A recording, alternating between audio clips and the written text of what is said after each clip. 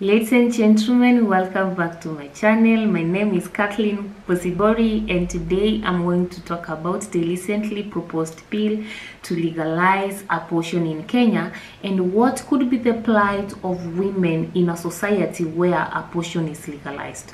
In this discussion, I acknowledge the fact that we have innocent women and young girls who have been raped and in those as a result became pregnant. I treat them as an exceptional case and they are not part of today's discussion.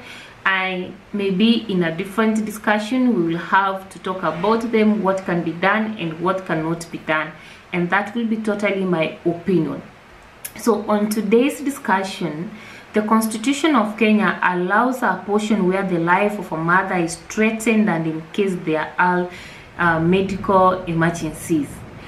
But when you look at the Guardian 2020, it says that about 40% of pregnancies in Kenya are unplanned. And still the same report contains that 1 out of 21 women in Kenya carries out abortion.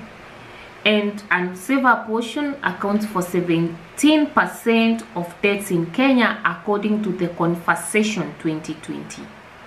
Now, recently, Kenya recorded about 4,000 teen pregnancies. So this implies that there are over 4,000 cases of unwanted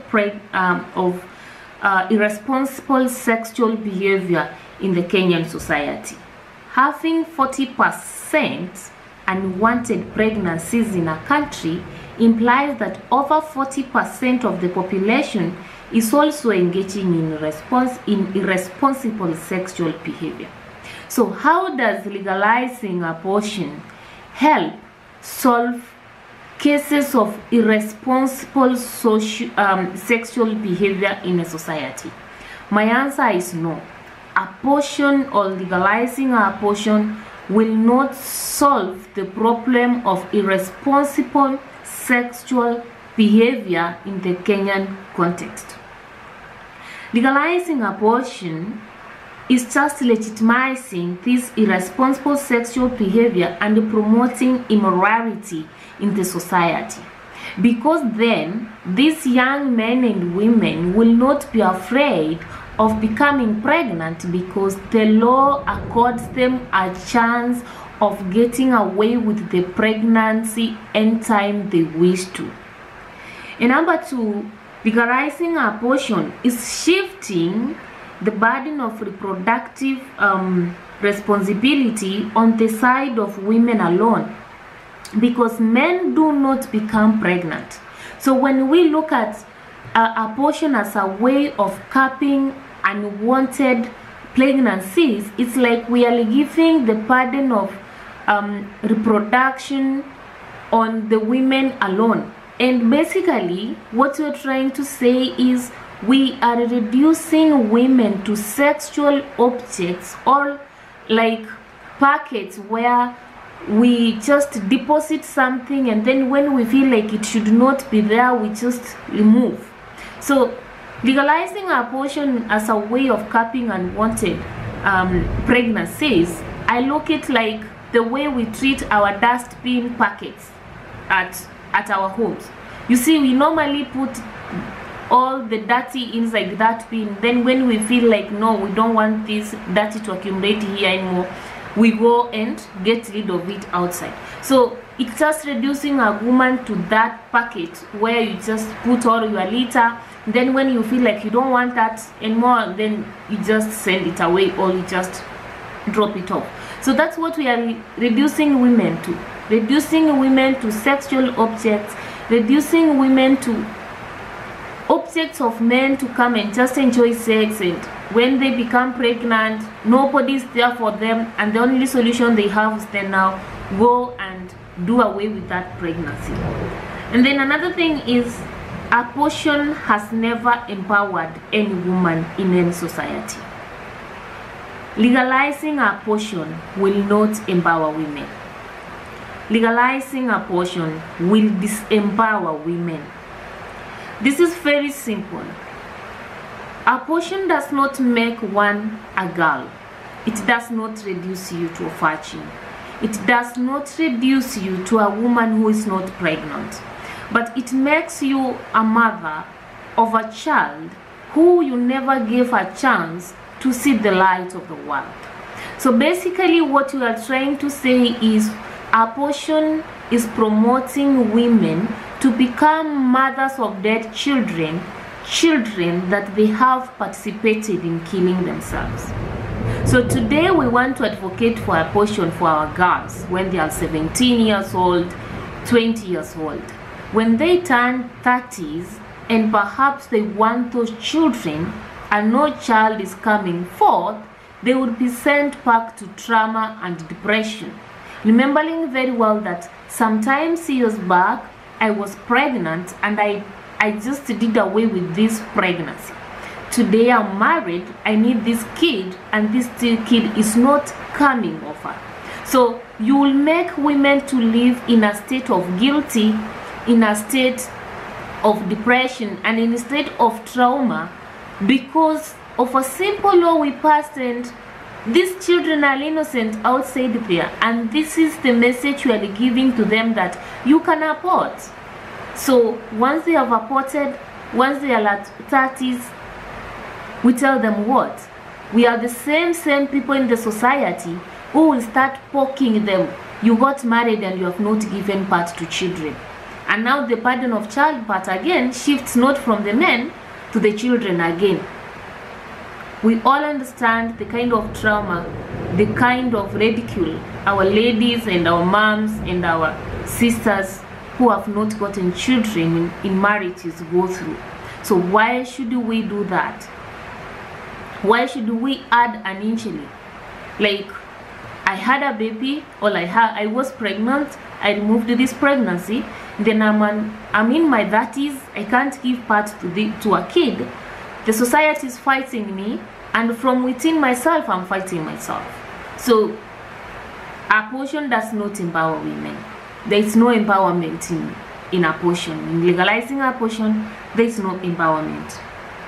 Another thing is, legalizing abortion is legitimizing the negative treatment that is accorded to children born out of wedlock or born premaritally. We live in a society whereby a child born out of wedlock or a child born premaritally are treated somehow differently from children born in marriage. And all this negative treatment begins from the concept of saying unwanted pregnancies. So out of unwanted pregnancy, we have unwanted child, and you end up rejecting children in the society, treating children differently because this child was born out of maybe a premarital affair. And we forget one thing. There is nothing like unwanted pregnancy where there was a willing give and a willing take sexual relationship. We all know that choices have what consequences. So if it happens somebody has become pregnant in a willing take and a willing give sexual action, let's not call the product unwanted pregnancy or unwanted child. So whenever we're talking about we need abortion to do away with unwanted pregnancies, it's like legitimizing the negative treatment that children born out of wedlock or children born premaritally are accorded in the Kenyan society. Look at your village and see how those children who got married together with their mother, they are treated very differently. Why? We look at them as the children of a mistake. We want them to carry the burden that their mothers did, the problem that their fathers did. So it all begins with this concept of saying unwanted pregnancy, wanted pregnancy. Like there's a dichotomy of wanted and unwanted. And that goes down to how we treat the children that have been born out of these affairs, which is not right, which goes against the morality in the society and goes against the very act of humanity. So Let us be clear on this. So long as you are not raped, there's nothing like unwanted pregnancy or unplanned pregnancy. It is so sad that in the society today, we are so much focused on pregnancies. We are so afraid of pregnancies than we are afraid of other sexually transmitted diseases. Legalizing abortion will not prevent the transmission of sexually transmitted diseases. Taking care of pregnancy, preventing pregnancy, does not prevent one from unwanted sexual diseases. So basically, legalizing abortion is pruning a problem instead of uprooting the problem. And in this case, the problem is irresponsible sexual behavior. And therefore, whether in this century or centuries to come, no woman leader who is sane should talk about legalizing abortion in any given society. Because we are reducing women to sexual objects. We are shifting the burden of reproduction to women alone. And more importantly, we are promoting the discrimination of children born out of wedlock and children born premaritally in the society. Legalizing abortion is promotion of moral decay in a society. The kind of socialization that we will pass to the next generation will determine what they become. And therefore, passing the analogy of praising and sugarcoating abortion to the coming generations is passing the analogy of immorality and moral decay into society. Women don't need abortion to be empowered. Women need respect. Women need to be appreciated. Women need to be recognized as human beings just like men in the society. So don't look for women empowerment in legalizing abortion. No. Let's respect women for what they are. They are our mothers. We are mothers, we are sisters, we are daughters in a society. We should be respected and be empowered for what we are.